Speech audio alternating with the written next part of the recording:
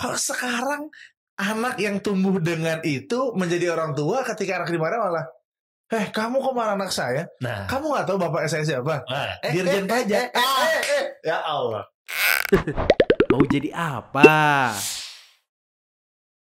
Assalamualaikum Bro Dery Novadatu. Waalaikumsalam warahmatullahi Bang Kevin. Selamat datang di podcast Mau Jadi Apa nih? Masya Allah. Sehat ya, Bang? Thank you. Alhamdulillah. Sehat, alhamdulillah. Khair. Jadi di podcast Mau Jadi Apa ini kita bahas soal pendidikan. Oke. Kita nggak bahas yang viral-viral. Oh gitu. Masya Allah. Kita udah nggak bahas hal yang mencuat Holy Wings. Tidak. Oh Masya Allah. Tidak. Karena dulu ketika saya meminta beliau nih jadi narasumber saya, kita bahas yang seru-seru ya. Iya, sekarang saya lebih bijak. Itu dia. Oh bijak ya. Iya, tapi pertanyaan pertama, ada masalah apa sama Bang Deryansa? Oh iya, saya ada masalah. Karena saya nggak juara satu podcast mencari Lebih ke curhat ya.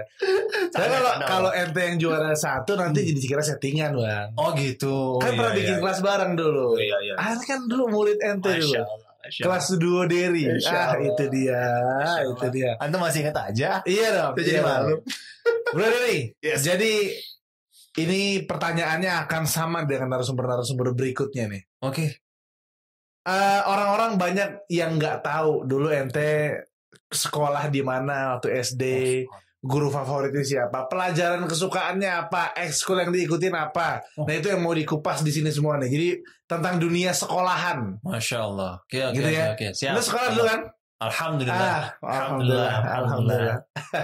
Agak kurang ajar ya, mohon maaf. Bro Dery, jadi lahir di Jakarta Timur, Selatan, Barat. Wah lupa saya, pokoknya dari Jakarta deh. Daerah mana? Saya juga lupa, pokoknya Jakarta di KTP saya tulisnya Jakarta saya. Kalau nggak pernah nyimak akte begini emang sulit nih. Di Jakarta, tinggal di saat ini Jakarta Timur.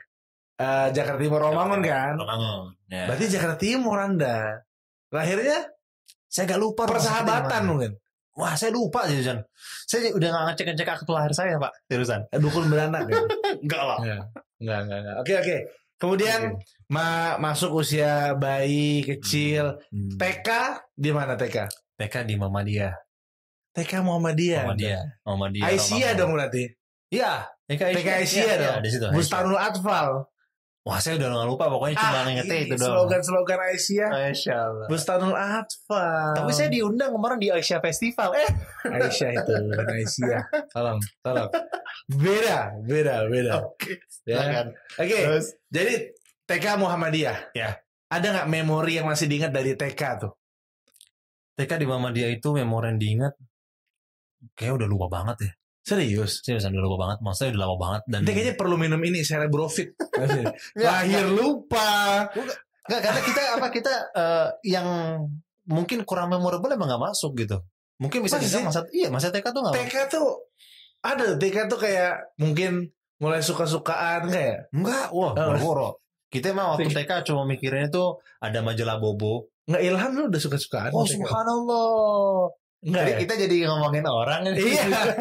Enggak ada sempat curhat. Oh subhanallah. Ya. Jadi masih majalah Bobo gitu. Majalah Bobo ya. TK 2 tahun. 2 tahun.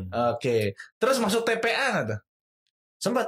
TPA itu di Muhammadiyah juga kok. Oh, Muhammadiyah juga. Jadi saya sama Muhammadiyah lekat hubungannya ya. Cuma sampai kelas 3 SD aja. Oh, masuk SD berarti SD Muhammadiyah. Muhammadiyah. Nah, pas itu pindah ke, mungkin kalau teman-teman tahu, SD Cipinang 01 Kuda Laut.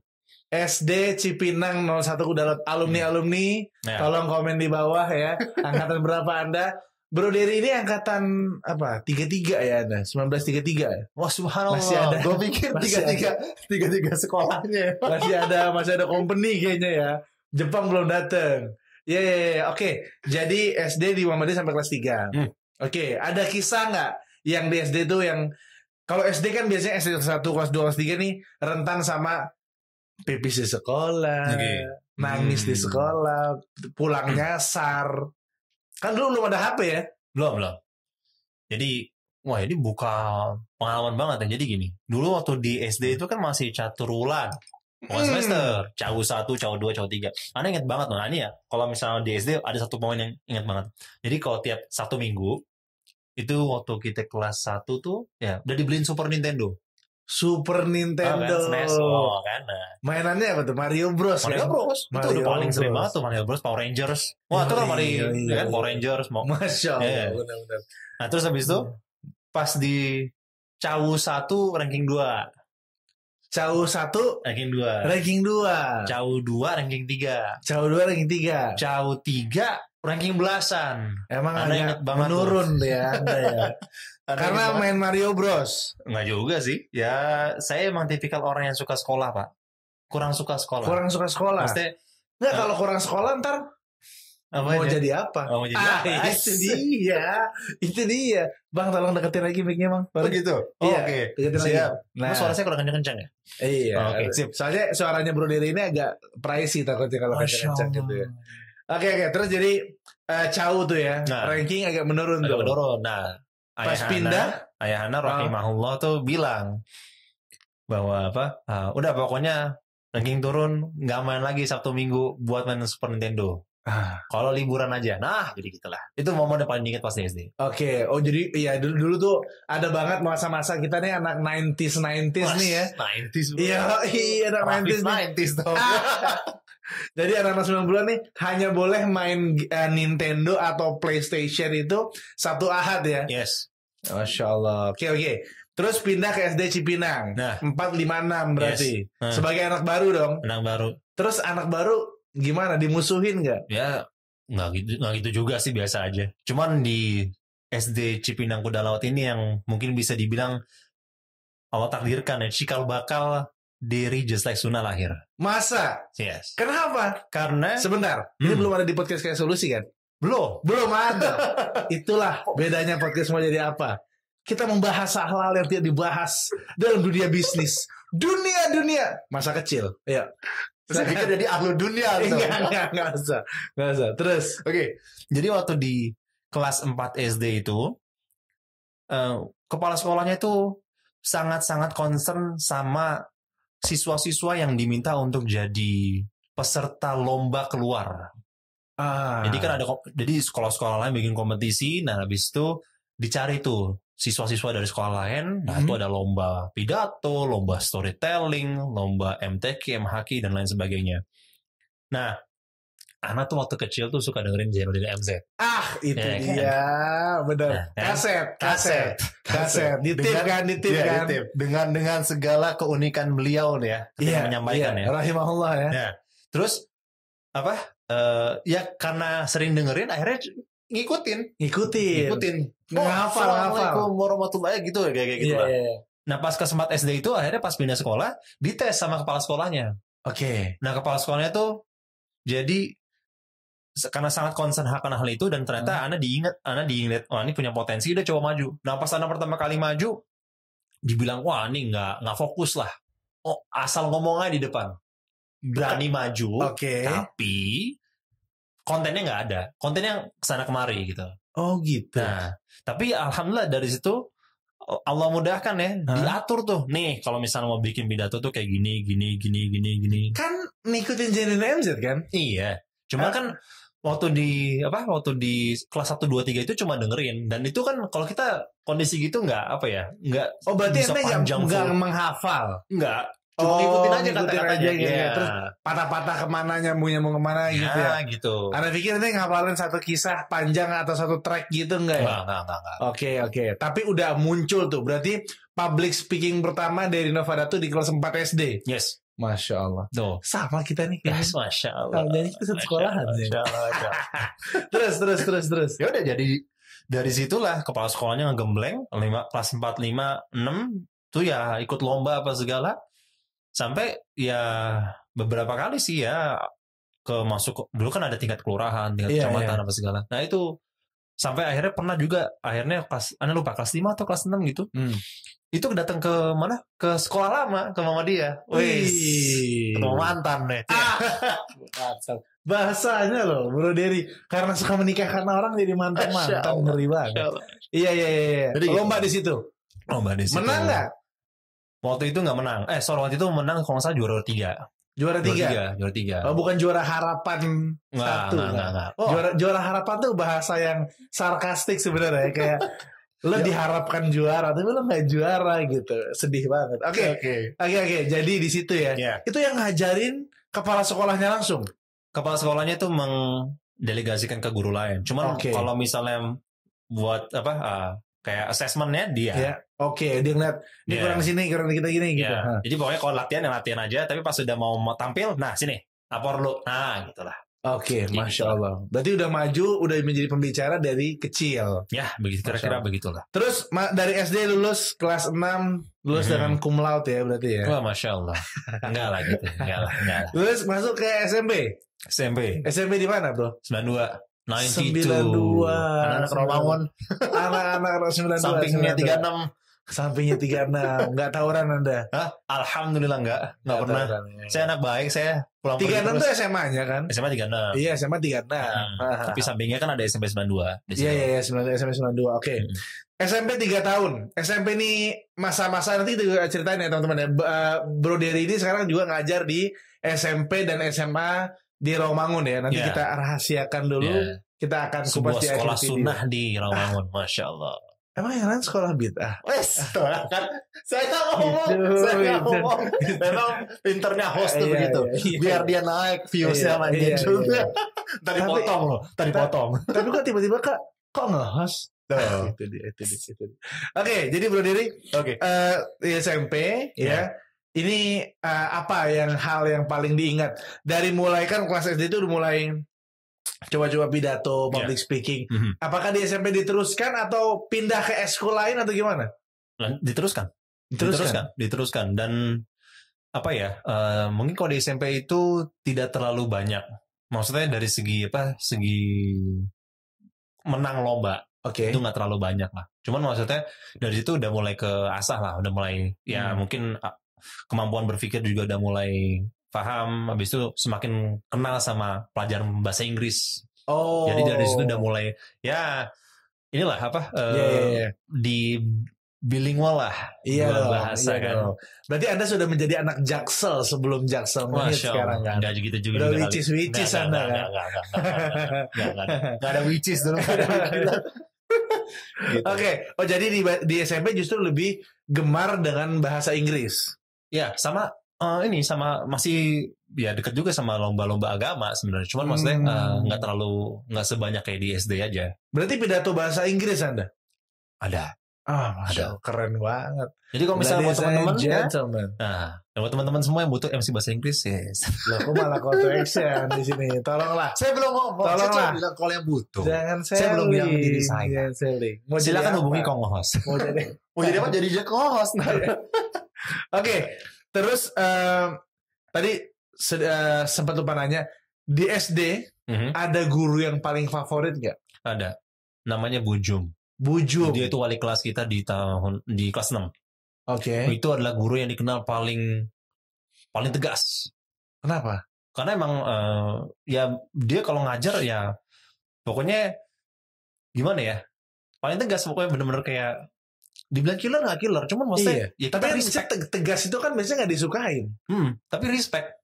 Gitu. Berarti dia tegasnya itu berefek pada keberhasilan murid nih ya. Ya, dan mungkin ini penyakit bagi Anda, mungkin bukan penyakit ya, maksudnya keterlambatan kita untuk menyadari hal tersebut. Jadi pas kita lagi SD, SMP, SMA ketemu guru dan segala macamnya, kita mikir ini guru kok nggak enak banget sih. Tapi ketika udah kita dewasa, udah usia 20, 30, pas kita refresh, kemudian kita ngeliat sekeliling, kita langsung mikir, ini guru gue itu sebenarnya adalah orang yang harusnya gue sangat respect. Benar. Seriusan. Apalagi kalau ngeliat berita-berita sekarang ya Allah. Ini benar banget. Malah mikir, emang justru kita kegembleng dengan guru-guru kita tuh. Ini mungkin sedikit heads up aja ya. Dulu waktu kita SD, SMP, SMA, nih Ana ambil sedikit rekap sedikit. Kalau kita dapat nilai jelek, guru kan kadang-kadang iseng. Nggak tahu iseng atau yang gimana. Ini nilai jelek, pokoknya jangan mau tahu di tanda tangan orang tua, terus kasih ke orang tua, kasih tahu, habis itu ntar baru balikin ke ibu kalau misalnya mau nilai perbaikan. Dulu itu kita takut ketemu guru.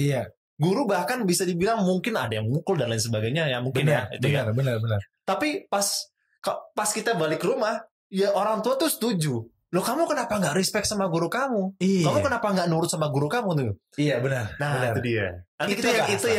Itu yang sebenarnya gue juga heran bang. Artinya ada switching moment nih. Ada switching pola pikir yang dulu orang tua kita tuh kalau tahu kita dimarahin guru, dia tambah marah. Iya. Kenapa kamu jadi dimarahin guru? Berarti kamu masalah nih. Berarti pola pikir orang tua zaman dulu, guru nggak mungkin marah tanpa ada sebab. Sebabnya jangan sampai anak saya. Kalau anak saya yang marah, yang bikin guru marah berarti kamu trouble, nah gitu kan? Kalau sekarang anak yang tumbuh dengan itu menjadi orang tua, ketika anak dimarahin malah, kamu kok marah anak saya? Kamu nggak tahu bapak saya siapa? Dirjen pajak. Ya Allah. Jangan gara-gara wanita, bro. Jangan sampai gara-gara wanita. Jangan. Oke. Ya. Jadi gurunya tegas dan bikin kita murid-murid jadi respect ya. Iya. Benar-benar seru banget. Kalau bagi anda pribadi, anda ngerasa bahwa muncul respect itu ketika udah keluar sekolah. Iya. Oh pas di sekolah berarti bukan sekolah favorit maksudnya ya hitungannya maksudnya ya kita respect, cuma maksudnya ya sekadarnya anak SD gimana sih menghargai seorang guru. Tapi ketika kita udah gede dan itu ya kayak anak sekarang ngajar murid-murid kan, anak langsung mikir ya Allah nih guru-guru kita dulu nih harusnya punya respect yang tinggi banget kita sama.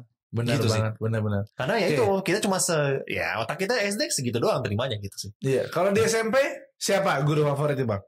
Di SMP itu guru favoritnya itu siapa ya? Bingung. Saya nggak terlalu banyak ingat sih sama di guru SMP. Mungkin SMP saya itu di apa? Nggak terlalu ada yang nggak terlalu. Ini Bro Dery nggak nganggap semua orang penting. Kalau gitu. orang tuh kalau dia tuh ada masa-masanya di SD ini yang gue inget, SMP ini gue inget, dia nggak ada emang dia menurut dia udahlah gitu. Semuanya nggak gini, beda antara kalau kita nggak mau mengingat sama kita ya emang levelnya segitu aja. Jadi dia maksudnya emang general aja ya. General aja gitu. Oke. Terus dari SMP 92 pindah ke SMA, lanjut ke SMA. SMA di mana Anda nonton bioskop? Di mana Pak? XXI bro 21. Iya 21. Tuh. Ya Allah. Warna kita Willy dong kan. Itu dia. Kita Willy sana juga 21 kan. Sebelah SMP 99 kan. Iya. Anda tahu aja ya. Pas Kibra dulu mau lomba di situ Pak. Masya Allah 21 ya. Oh berarti Anda bareng anak-anak orang kaya Anda di sana. Iya dong. Boruju kan anak 21. Coba tolong alumni 21 komen di bawah seberapa kaya Anda. Jadi gimana pergaulan 21 gimana pada masa itu gimana? Karena yang gue tahu 21 ya pasti minimal dulu ya zaman kita anak SMA tuh paling enggak bawa mobil-mobil. Ya ada lah. Motor-motor udah CBR. Jupiter MX kayaknya enggak ada 21. Saya datang ke 21 naik sepeda, Pak. Masya Allah. Serius? Naik sepeda saya. Sepeda listrik? Enggak, sepeda kayu seriusan. Terusan dari rumah tuh mungkin sekitar berapa kilo ya? Mungkin emang ente biar di branding anak BMX kali.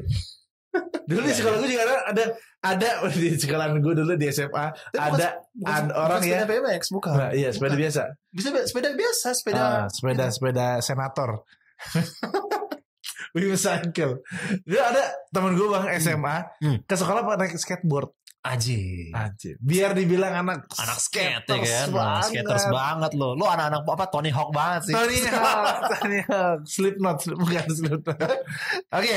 Jadi di SMA 21 pelajaran yang paling disukai apa bang? English maksudnya. English sama kimia. Kimia. Ente suka kimia dulu. Wah, pantesan sama Ustadz Abdul agak cocok ya. Wes, apa bukan? Kan Master of Science. Masya Allah. Bro. Masya Allah. Gitu, kimia ya. Yeah. Berarti dulu Anda anak IPA. Ya. Termasuk yang dimusuhin berarti Anda. Enggak juga sih. Saya nggak tahu saya ngerasa dimusuhin atau enggak ya. Iya. Oh, anak IPA. Cuman paling suka sama bahasa Inggris. Oke. Karena ini kalau misalnya ntar kita berlanjut dengan ntar kalau pasti nanya siapa guru yang paling memorable, ini bahasa Inggris. Oke. Siapa? Bapak atau ibu? Bapak Budi. Ya. Bapak Budi Marteja. Masya Allah. Saya masih ingat namanya. Oke. Bapak Budi Marteja. Kenapa? Karena jadi tuh gue ketemu beliau itu Di SMP. Di SMP itu gue ada lomba kan. Nah gue inget banget, gue lomba itu kalau gak salah di SMP 99. Oke. Lomba bahasa Inggris di SMP 99. Gue ngeliatin kok Apa ada debat atau speech kalau gak salah. speech biasa?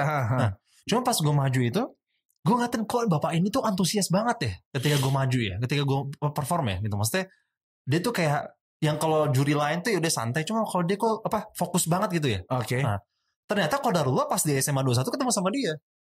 Teng. Oh. Nah, pas ketemu di sana, akhirnya pas kelas 11 dapat gurunya dia, langsung tuh ya apa yang nyebutnya ya? Pokoknya kalau ada lomba bahasa Inggris, diri aja delegasinya. Wow. Gitu. Wow. Jadi bisa ya bisa dibilang begitulah. Diri aja delegasinya. Udah suruh ini ada lomba. Karena jujur ya, ini mungkin buat teman-teman semua ya.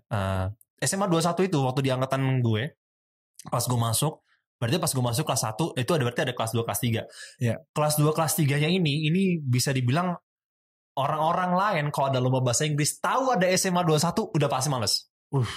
Iya. Mau lomba speech, storytelling, poetry reading, udah males. Pasti mereka mikir, udahlah juara 1 dari 21 deh pasti. Karena jujur aja pas di zaman itu, emang gue akuin pas gue waktu itu masih inget banget pas English Club-nya mereka itu bikin acara, terus habis itu gue jadi peserta storytelling dadakan. Oke. Jadi waktu itu di SMA 21, waktu masih ada gue masih kelas 10, itu mereka bikin lomba lomba bahasa Inggris lah. Yeah. Tapi masih antar sekolah, masih antar kelas lah. Antar kelas. Ya. Gue tiba-tiba out of nowhere tiba-tiba masuk ke ruangan storytelling, terus habis itu saya mau daftar dong, saya mau coba gitu. Pas dari situ tiba-tiba gue perform, mungkin performance gue paling aneh sendiri, paling heboh sendiri. Tiba-tiba setelah itu ada perkumpulan kelas 2, kelas 3, cuma gue anak kelas 10 yang dipanggil. Oke, karena karena mungkin beda performance. Paling beda. Nah, pas di situ gue tahu bahwa ternyata gila kelas 2, kelas 3-nya di sini sangar-sangar ya. Oh gitu. Itu makanya kayak tadi gue bilang, itu kayak orang kalau misalnya lancar gitu Bang maksudnya. Banget, dan mereka tuh performance-nya ajib-ajib banget sih, Susan. Gile. Poetry reading-nya pronunciation-nya bagus banget, performance-nya giling banget. Maksudnya kayak orang kalau nonton, gue ini sampai ngerasa gitu. Iya. Sampai kayak udah kayak beneran bule gitu ya. Yes. Itu performance-nya ajib banget. Makanya pas itu gue gue udah denger berita itu, kalau sekolah lain udah denger lomba bahasa Inggris ada SMA 21 udah malas deh. Pasti ntar juara satunya mereka lagi bosan gitu. Dan lu menjadi salah satu delegasi dari Pak Budi tadi kan. Pak Budi itu ngajar bahasa Inggris. Bahasa Inggris. Okay. Nah tapi pada saat jadi gue gak ngerti gimana. Pada saat gue angka kelas 3 lulus, gue naik kelas 2, abis itu gue naik kelas 3, ya gue cuma bisa dibilang gue terakhir sebagai sebagai delegasi, sebagai tanda kutip bisa dibilang gimana ya, yang menangin lomba. The last one. Jadi ketika setelah generasi gue nggak ada. Jadi ya setelah itu gue ngerasanya ngeliatnya bahwa setelah itu 21 udah nggak, menurut orang lain udah nggak nyakar lagi nih. Iya. Memang khairunasnya di ente. Oke. Bro Dery, ini kan bahasa Inggris ini sepengamatan saya di sekolahan ini termasuk pelajaran yang kurang diminati karena dinilai susah. Ya. Matematika, bahasa Inggris itu horor tuh, sampai bimbelnya banyak banget kan. 3 minggu PD berbahasa Inggris. PD doang. Bener sih belum tentu. Yang penting percaya diri kan gitu ya. Nah, apa yang menyebabkan bahasa Inggris ini malah nempel ke ente Bang? Ini cuma sebagai pelajaran aja ya. Yoi. Ya dulu kan kita suka main game ya. Nah di game itu kan ada teks-teksnya kan. Nah kita baca. Oh gitu. Anda baca teks. Jadi kalau dulu misalnya sebagai seorang gamers, Anda tuh orang kalau gamers tuh mungkin mereka pada kebanyakan yang penting selesai clear apa segala. Kalau enggak, Anda baca teksnya. Oh gitu. Dan Anda benar-benar baca. Baca pakai suara gitu. Iya. Nah dari situ mungkin salah satu udah akhirnya kok enak ya baca gitu. Nah akhirnya abis itu ketularan tuh. Anda kan baca poetry, lombanya poetry reading speech, itu kan membaca tuh. Iya. Dari situ. Nah, mungkin siswa nih susah karena dikit-dikit belajar grammar, verb 3 plus ing. Nah itu menjadi kendala juga nggak buat ente? Alhamdulillah enggak ya. Alhamdulillah enggak. Emang ya, bakatnya ya di bahasa berarti ya, linguistik ya. Oke. Nah menurut ente nih pola belajar bahasa Inggris yang baik, menarik, efektif bagi siswa tuh emang fokus ke praktek, kosakata, atau memang harus belajar grammar atau gimana? Saya ngeliat dari kondisi kita belajar bahasa Arab sekarang aja. Itu dia. Itu dia. Saya kan memperhatikan kontennya Pak Kevin ini. Saya kan bilang kalau teman-teman semua pengen artikulasinya bagus tuh A, I, U, E, O. Dia bilang pakai baca tahsin dong. Baca tahsin. Masya Allah. Itu. Tapi maksudnya di situ kelihatan bahwa emang paling penting tuh praktek, Pak. Praktek. Kalau kita mau jadi apa? Mau ngobrol nih sama orang ya praktekin aja. Pernah ngeliat nggak video apa anak yang jualan apa tuh, jualan mainan merchandise? Oke. Terus tiba-tiba dia direkam sama turis gitu. Terus dia ditanya bisa bahasa apa aja? Mungkin anak usia berapa ya? 10 tahun mungkin Di Bali. Anak lo nggak tahu di daerah mana. Pokoknya itu video itu viral aja. Anak lupa. Terus abis itu anak itu ditanya, dia bahasa Inggris, bahasa Prancis, bahasa hampir 8 bahasa ditaruh di situ. Spanyol, bahasa Itali kalau nggak salah tuh bisa dia. Bocah Jualan merchandise bro, yang apa yang kalau misalnya ada apa? Ada Lato. Bukan.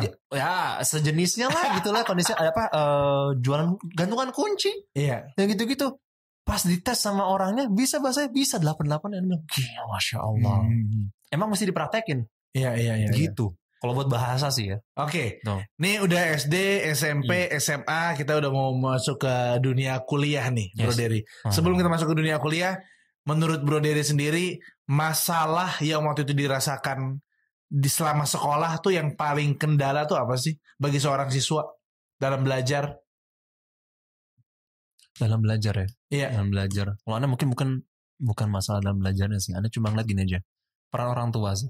Peran orang tua ya? Orang tua. Jadi mesti banyak orang tua yang bisa dibilang, dan ini kan juga masih belajar ya. Iya. Untuk lebih peka sama anaknya di sekolah. Contoh gini. Kalau anak itu dia dekat sama orang tuanya. Oke. Dekat sama orang tuanya. Dia punya masalah apapun di sekolah, dia tahu tempat curhat pertamanya orang tuanya. Wah, benar banget. Seriusan. Kalau misalnya teman-teman nih sekarang mungkin anak-anak yang nonton SD dan lain sebagainya, atau misalnya masih murid. Even kalau misalnya bahkan kuliah bahkan. Iya. Kalau misalnya berhadapan sama masalah pendidikan atau di tingkat pendidikan, kalau teman-teman dekat sama orang tua, dan begitu juga buat para orang tua, kalau Anda dekat sama anak-anak Anda di usia-usia emas tuh, meskipun sekarang juga masih bisa dibilang usia emas, cuman usia kecil, habis itu SD, SMP, SMA, itu kalau misalnya Anda dekat sama mereka, terus habis itu mereka punya masalah dan mereka cerita sama Anda, itu adalah experience dan harga yang paling mahal, harta karun paling mahal. Setuju. Karena kebanyakan ya fair-fairan aja, berapa banyak anak-anak yang akhirnya mereka punya masalah di sekolah, mungkin itu masalah pendidikan, bukan masalah mendem doang, maksudnya mereka nggak bisa nyampein itu ke orang tuanya kan, karena ketika pas mereka ceritain, tuh kamu bisa lah, itu kan masa kecil kamu ngapain? Iya. Mohon maaf nih, misalnya kayak ngomong misalnya, gue nggak ada kasus, ada anak laki-laki nih, suka sama cewek, di sekolah kan, kalau kita sekolah masih belum ada dipisah kan, masih campur kan. Sekolah cowok masih cewek ini suka. Tapi dia bingung gimana mesti bertindak apa nih ya ketika kondisi gini ya. Nah, dia pas cerita sama orang tuanya nggak bisa ngarahin. Karena pas dengar begitu agak repot juga, maksudnya wah iya ini gimana ya. Maksudnya apalagi kalau misalnya sekarang orang tua zaman sekarang kan udah dimudahkan untuk ngaji ya. Maksudnya ketika ngeliat gitu bisa memberikan jawaban yang lebih bijak seharusnya. Lebih bijak dong. Iya. Maksudnya itu poin penting. Kalau misalnya makanya penting bagi orang tua sebenarnya ikut kelas belajar ngomong. Kita CTA lo. Oke, tunjukin dong di sini dong. Mau jadi apa Pak? Mau jadi bisa mengajar belajar bareng gitu. Belajar ngomong. Belajar ngomong. Tuker mulu. Oke, jadi itu masalahnya ya. Masalah komunikasi antara anak dan orang tua. Seolah-olah orang tua ini nggak bisa jadi rumah bagi anak-anaknya ya. Iya. Ya bahasa kasarnya sebisa mungkin kalau misalnya anak-anak itu di sekolah punya teman-teman, ya mereka pasti biasanya akan curhat ke sana. Tapi kalau orang tua dekat sama anak dan anaknya itu juga merasakan kehangatan dan kehadiran orang tua, ketika mereka punya masalah, mereka bisa dengan nyaman ngobrol sama Anda para orang tua. Betul. Kalau bisa begitu udah tenang deh. Iya. Gitu. Kami mengerti para orang itu sibuk sana sini kerja banting tulang, ketemu anak maunya anak tuh beres-beres aja. Tapi memang itulah profesi kita sebagai orang tua yang harus jadi rumah buat anak-anak kita, jadi tempat curhat ya kalau bisa ya, Bro Dery ya. Insya Allah. Dan itu masih kita belajar banget sih. Iya, bagi anak-anak masih belajar banget. Iyalah. Gitu. Itu anak berapa sekarang? Alhamdulillah 1. Dari 1. Satu. Ya insya Allah sih pengen 4 anaknya. Itu dia. SD, SMP, SMA, SD, SMP, SMA udah masuk ke dunia perkuliahan. Oke. Kuliah di mana, Bro Dery? Di Fakultas Ilmu Komputer Universitas Indonesia. Aduh. Bagi saya itu ilmu komedi, Pak. Pasti dulu di motornya Bro Dery ada We Are the Yellow Jackets. No. Hah? Nggak ada. Kenapa nggak ada, Bro? Itu kebanggaan. Gue nggak segitunya, perasaan gue nggak segitunya sebenarnya. Harus. Kalau nggak ada bagian. Stikernya bagi. Stiker We bagi. Saya nggak pakai begituan. We Are the Yellow Jackets. Nggak pakai. Belajarnya nggak penting. Stikernya yang penting. Ngeri itu We Are the Yellow Jacket. Siap Bang UI gitu. Biar respect di jalanan. Mohon maaf Iluni UI, mohon maaf. Oke. Masuk UI. Berarti apa sih sebenarnya SMPTN atau SPMB. Mandiri berarti ya. Yang bareng-bareng pokoknya. Yang bareng-bareng itu kan yang nasional. Iya, oke. Sekarang masih senam PTN gitu ya. Itu ya bahasanya ya. Oke, berarti masuk ke sana berarti nilainya cukup lumayan juga. Ilmu komputer. Wah, jadi gini Pak. Ini saya mau sedikit intermezzo. Jadi waktu saya agak rusak Pak. Apanya? Ini komputer. Ya Allah. Sekali lagi ya, anak ilmu komputer itu bukan buat benerin printer, bukan buat benerin internet router, no. Gitu. Kirain anak komputer Pak, ini kipasnya bunyi Pak, laptopnya ilham kipasnya bunyi. Itu langsung bawa Bro Dernov langsung. Jadi belajar apa di sana? Aduh. Nah, gue mau selesai tadi. Oke. Jadi waktu kan kalau mau SPMB itu kan ada passing grade. Ya, passing grade kan. Iya. Dulu aneh nggak ngeliat tuh. Cuma inget ya pokoknya wah paling bagus nih. Wah gue pengen masuk ilmu komputer lah. Dulu kan gaya-gayaan pas kita pelajaran komputer tuh Microsoft Word, Microsoft Excel. Gue paling bisa nih ngetik 10 jari. Ngetik 10 jari. Yang penting gitu kan. Ternyata tiba-tiba pas gue masuk sono asem nih pelajarannya apaan gitu. Belajar apa? Bikin pemrograman.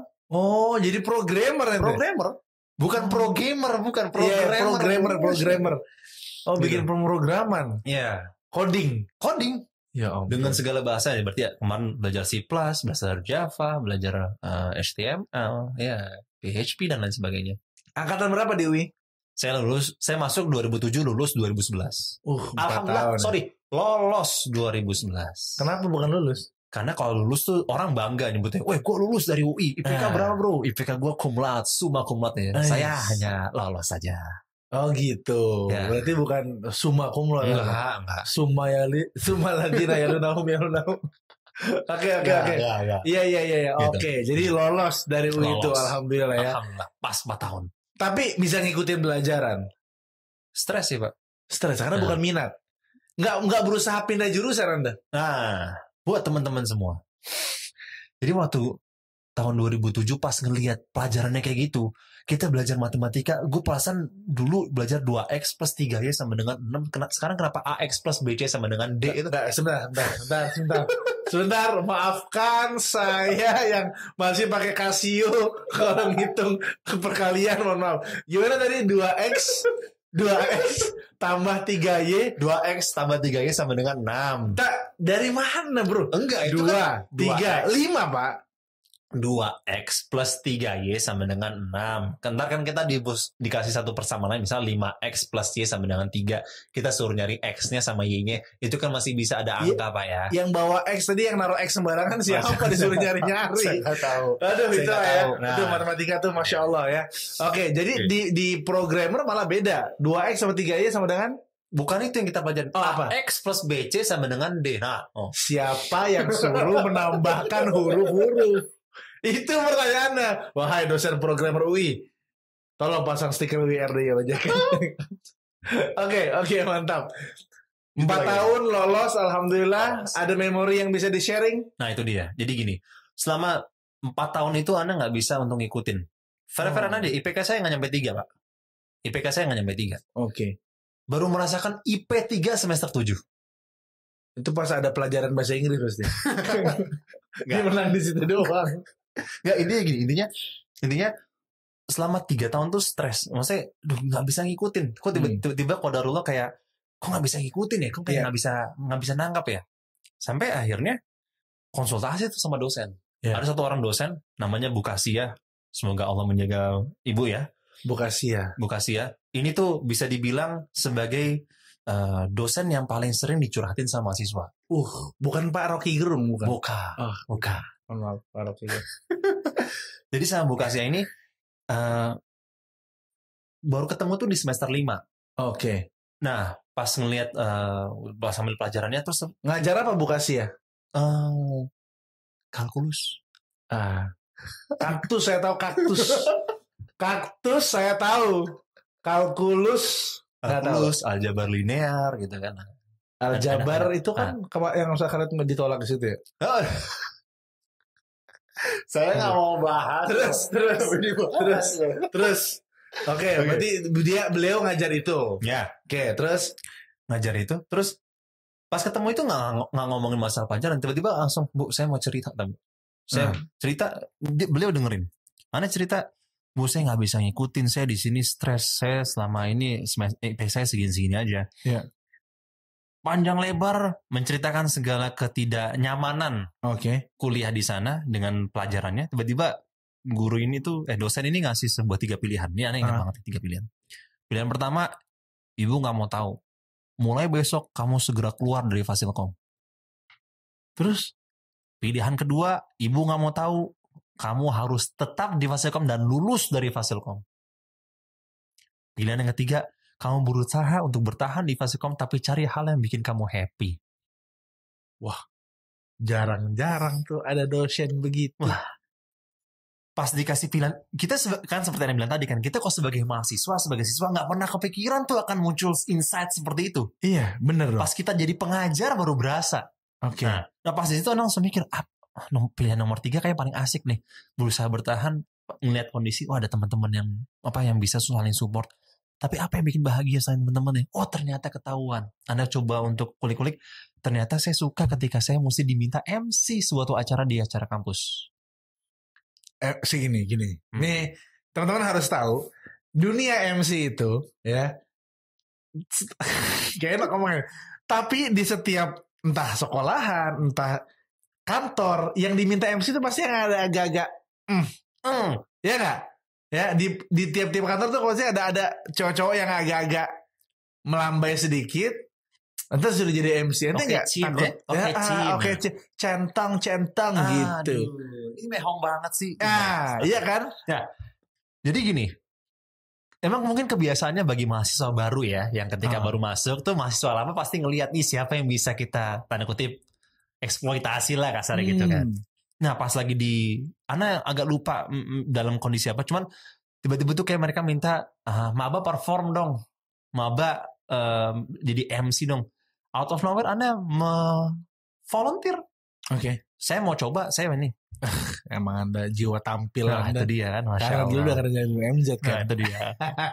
Nah pas itu kayak apa ya, kayak umur sambut. Jadi pas tiba-tiba mereka tuh bingung untuk nyari siapa nih yang bisa jadi pembawa acara. Kalau misalnya kita bikin acara di mahasiswa baru, Ana datang sana. Mereka pas ngeliat performance Ana, ya oke lah nih bisa kita pakai. Ana juga ngerasa happy di situ. Nah di situ yang Ana bilang, Bu, saya ketemu sama apa yang saya senang. Saya suka nge-MC.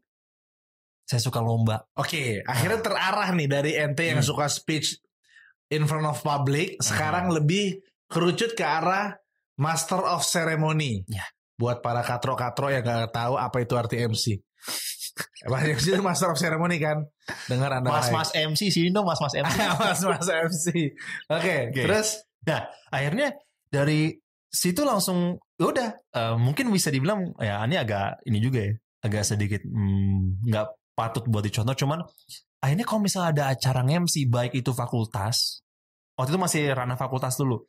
Itu Anda sering minta izin, ya udah kelas kosong ada MC, gue milih MC. Dan akhirnya akhirnya gara-gara itu pun dosen juga banyak yang kenal.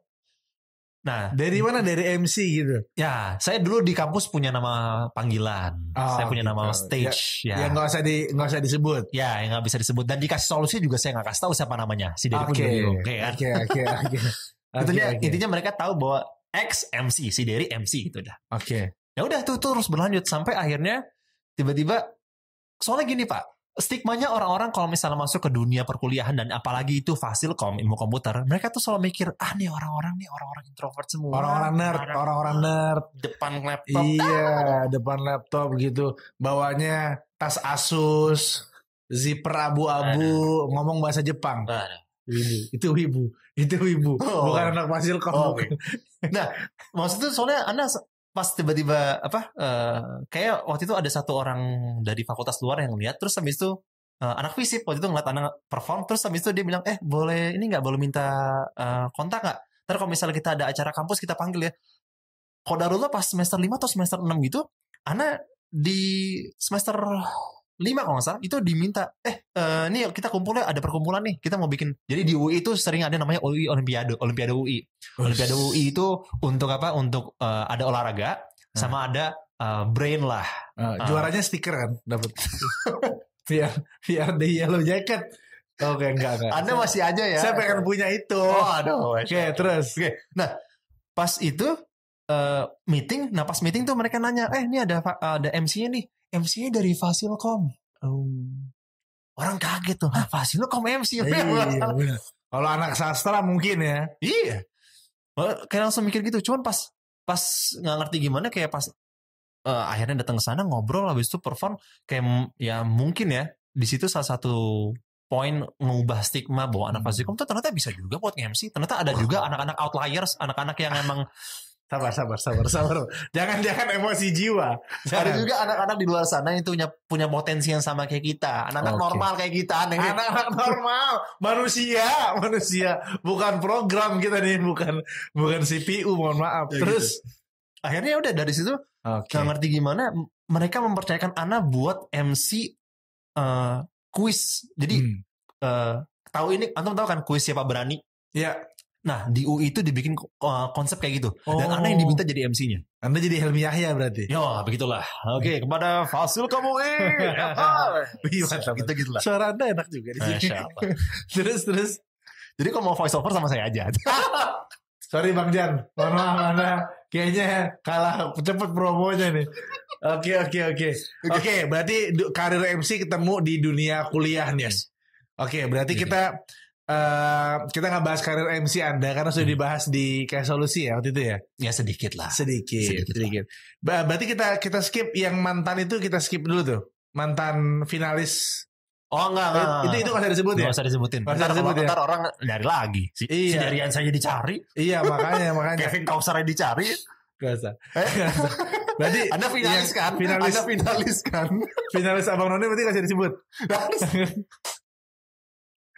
Oke, nah berarti Bro Derry sekarang punya WO ya, Masya Allah, karena tahu minat bakatnya mau jadi apa, saya mau jadi MC, ketemu tuh karirnya sekarang ya Bro Derry ya.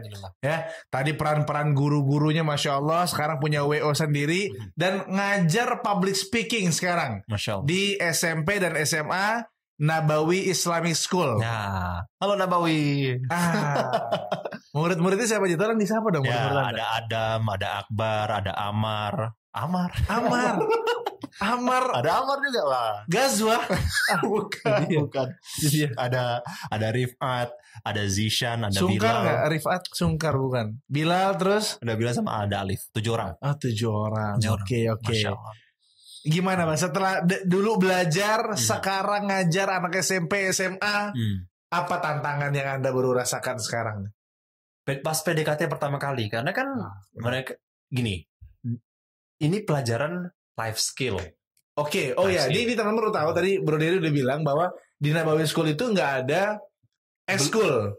Bisa dibilang belum ada ekskul. Belum ada ekskul, tapi ada pilihannya life skill. Dia masuk ke KBM ya, kegiatan belajar mengajar ya. Dan semuanya pasti dapat. Oh, semuanya pasti dapat. Oke. Nah, jadi pas pertama kali ketemu sama mereka tuh yang lihat kondisinya, wah, ini PDKT sama anak-anak SMP SMA gimana nih kondisinya gitu kan. Cuman Masya Allah, Alhamdulillah Allah mudahkan banget. Tiba-tiba ya mungkin kalau misalnya bisa ngeliat videonya ya. Ntar dimunculin nih, ntar nih. Aduh, repot banget nih editor, mohon maaf. Repot banget. Request ya. Nggak, maksudnya Ana posting di IG Ana, di feed, di Reels Ana bahwa coba kasih review tentang performance-nya Mr. Derry selama ngajar public speaking. Dan alhamdulillah bagi mereka tuh termasuk salah satu pelajaran yang refreshing banget. Terkesan. Ya bisa dibilang pelajarannya refreshing, nggak perlu pusing-pusing, dan mereka bisa praktek. Nah itu, Anda fokusnya di praktek gitu. Benar. Kayak gitu. Jadi dan ternyata mereka suka, mereka dibilangin sama gurunya sih, entar pokoknya fun learning ya. Nah, titipannya udah itu tuh. Ya, sebenarnya agak sulit ya kalau kita mau belajar, tapi ada lucu-lucunya ya, Bang Derry. Aduh.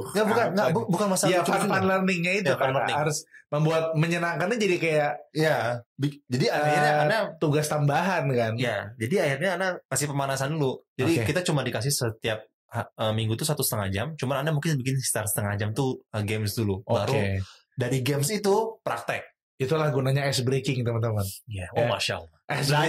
Belajar ngomong. Itu bahasa basi itu pelumas dalam hal komunikasi. Benar. Oke. Terus ketika ngajar, kendala menghadapi siswa SMP, SMA ini yang belajar public speaking yang dia mungkin nggak tahu buat apa saya public speaking. Apa Bang? Kendala Anda juga bilang sama mereka bahwa mungkin sekarang nggak gitu kerasa. Tapi ntar ketika udah lulus sekolah, masuk kuliah, masuk pekerjaan, dan hampir semua profesi itu butuh sama public speaking.